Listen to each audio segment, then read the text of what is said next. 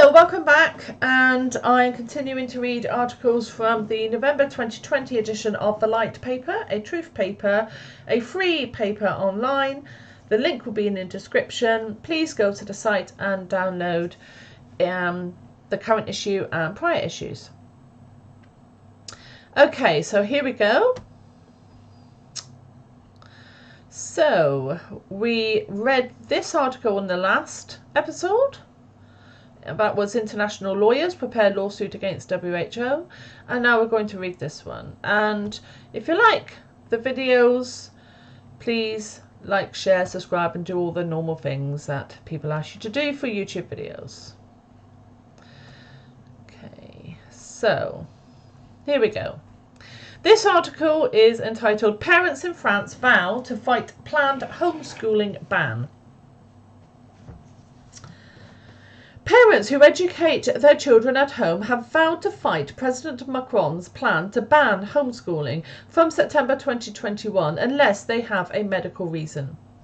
In a speech on anti-separatism, Mr. Macron said that education authority inspectors regularly discover children who are outside the system, and every week prefects close illegal schools, which he said were administered by religious extremists. Confronted by these abuses, which exclude thousands of children from education and citizenship, access to culture, our history, our values, the experience of otherness, which is the heart of the Republican school, I have taken a decision. From September 2021, instruction at school will be made obligatory for everyone from age 3 years. Instruction at home will be strictly limited to health reasons, he said. Currently, education is obligatory for all children, but not attendance at a school. The Ministry of Education website currently says families have a choice, either to send their children to a private or public educational establishment, or be responsible for the education of their children. Today, some 50,000 children in France are homeschooled. Gwenelle Spenley, I have no idea if I'm pronouncing that correctly, a member of Association Les Enfants d'Abord, has homeschooled all 5 of her children who are now aged 13 to 23. 2 are still at home and 1 has elected to go to lycée next year, while the other wants to stay at home. She said it is up to her children to decide how they want to be educated. When I first heard the news that our right to homeschool was to end, I thought it was a joke. It is incomprehensible, inadmissible, and takes away an essential freedom of people in this country. She said the argument that children are more likely to be radicalised at home is false. We are controlled by the education authorities every year, and surely inspectors would be able to pick up any indoctrination straight away. There is no proof terrorists were educated at home. It is more likely they went to school. Our families defend the Republican values of democracy and encourage open-mindedness. She said homeschooling is often misunderstood. I think there are 2 main reasons why parents do not send their children to school. One is a philosophical choice for an alternative type of education where children learn at their own rhythm and gain in independence of thought. And the second is when a child has tried school and been miserable because they have found they just do not fit in. This could be for a year or more long term. Since this announcement, several parents have got in touch with me saying their child suffered so much at school they just don't know how they can send them back next year. The number of homeschooled children is rising. We only make up 0.4% of school-age children, but more are making this choice. A few years ago there were around 30,000. The reasons are that school is now obligatory from free, that people are scared of the virus, and that with the internet there are more resources and it is easier for homeschooling families and children to be in touch with each other. Mrs. Spenley said the association is discussing how to fight the announcement and urged anyone who considers the ban excessive to contact their MP or Senate representative before the announcement becomes law. Okay.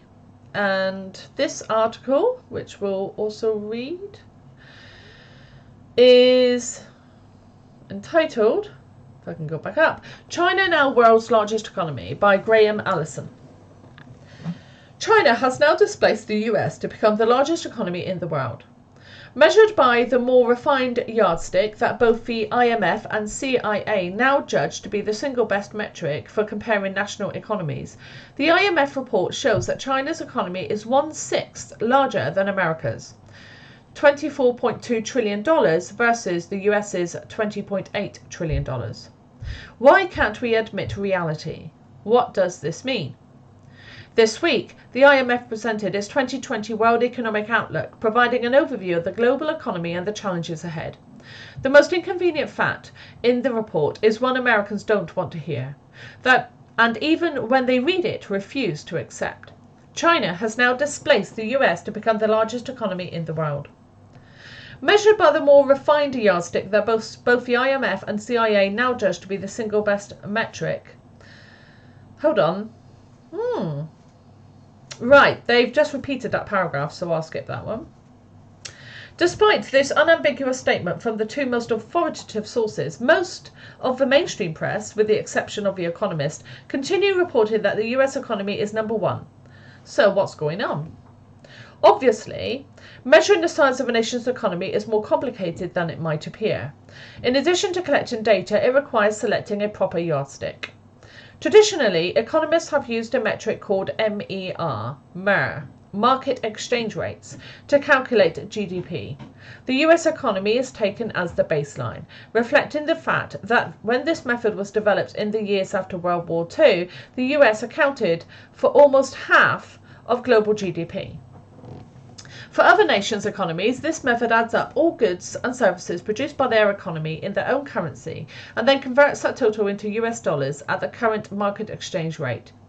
For 2020, the value of all goods and services produced in China is projected to be 102 trillion yuan. Converted to US dollars at a market rate of 7 yuan to $1, China will have an MER GDP of $14.6 trillion versus the US GDP of $20.8 trillion. But this comparison assumes that 7 yuan buy the same amount of goods in China as $1 does in the US, and obviously that's not the case. To make this point easier to understand, The Economist magazine created the Big Mac Index, from which the graph at the top of this piece is derived. As this index shows, for 21 yuan, a Chinese consumer can buy an entire Big Mac in Beijing. If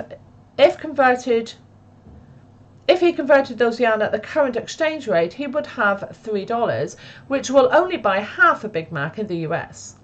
In other words, when buying most products from burgers and smartphones to missiles and naval bases, the Chinese get almost twice as much bang for each buck. Recognising this reality, over the past decade, the CIA and the IMF have developed a more appropriate yardstick for comparing national economies, which is called PPP, Purchasing Power Parity. As the IMF report explains, PPP eliminates differences in price levels between economies and thus compares national economies in terms of how much each nation can buy with its own currency at the prices items sell for there. While MER answers how much Chinese would get at American prices, PPP answers how much Chinese do get at Chinese prices. If the Chinese converted a yuan to dollars, bought Big Macs in the US and took them home on the plane to China to consume them, comparing the Chinese and US economies using the MER yardstick would be appropriate. But instead, they buy them at one of the 3,300 McDonald's locations in their home country, where they cost half what Americans pay.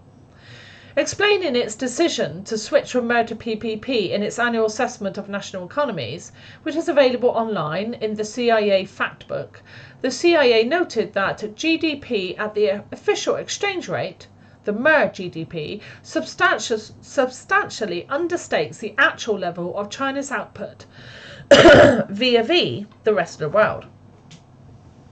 Thus, in its view, PPP provides the best available starting point for comparisons of economic strength and well-being between economies. The IMF adds further that market rates are more volatile and using them can produce quite large swings in aggregate measures of growth, even when growth rates in individual countries are stable. In sum, while the yardstick most Americans are accustomed to still shows that the Chinese economy is 1/3 smaller than the US, when one recognises the fact that $1 buys nearly twice as much in China than in the US, the Chinese economy today is 1/6 larger than the US economy. So what? If this was simply a contest for all bragging rights, picking a measuring rod that allows Americans to feel better about ourselves has a certain logic. But in the real world, a nation's GDP is the substructure of its global power. Over the past generation, as China has created the largest economy in the world, it has displaced the US as the largest trading partner of nearly every major nation. Just last year, adding Germany to that list. It has become the manufacturing workshop of the world, including for face masks and other protective equipment, as we are now seeing. Thanks to double-digit growth in its defence budget, its military forces have steadily shifted the seesaw of power in potential regional conflicts, in particular over Taiwan. And this year, China will surpass the US in our research and development spending, leading the US to a tipping point in research and development and future competitiveness. For the US to meet the China challenge, Americans must wake up to the ugly fact. China has already passed us in the race to be the #1 economy in the world. Moreover, in 2020, China will be the only major economy that records positive growth, the only economy that will be bigger at the end of a year than it was when the year began. The consequences for Americans' security are not difficult to predict. Diverging economic growth will embolden an ever more assertive geopolitical player on the world stage. Okay, so the next episode I'm going to read this article, How the Banking System Really Works by Sam Roberts. So please tune in. If you haven't already done so, like, share, subscribe and click the notification button if you want to be notified when I upload videos. Thank you for watching and listening, and take care. Bye bye.